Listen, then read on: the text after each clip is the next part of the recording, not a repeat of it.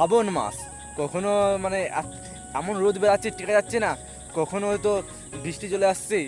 মানে শ্রাবণ মাস কেন বলেছে দেখো, এখন পুরো বন্যা লাগছে পুরো মাঠটা।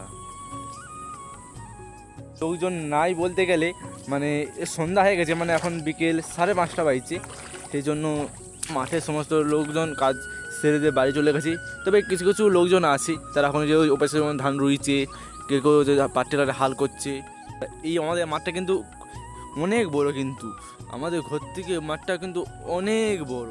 বন্ধুরা দেখো, আকাশটা পুরো আকুল করে মেঘ ধরে গেছে, দেখো দেখো পাশটা পুরো অন্ধকার হয়ে আছে, চারদিকটা অন্ধকার হয়ে আসছে, ওক্ষুনি বৃষ্টি আসে মনে হচ্ছে। পাশটা পুরো ওই দিকটা পুরো অন্ধকার হয়ে গেছে, মানে ওক্ষুনি বৃষ্টি আসবে।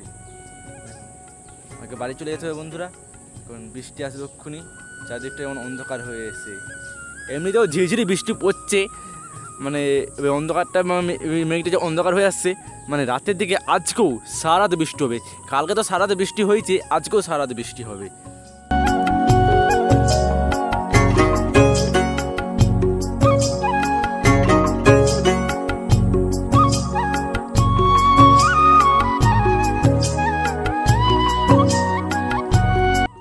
চারপাশটা কিন্তু ভালোই মেঘ ধরে গেছে বন্ধুরা।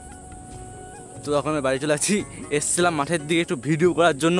তো ভিডিও আমার করা হয়ে গেছে, তারপরে মেঘটা ধরে গেছে।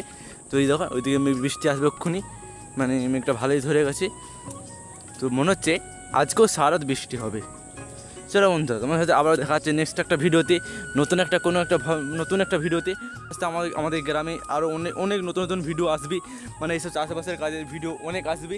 তো তোমরা সেই সমস্ত ভিডিও দেখতে হলে অবশ্যই চ্যানেলটিকে সাবস্ক্রাইব করতে হবে এবং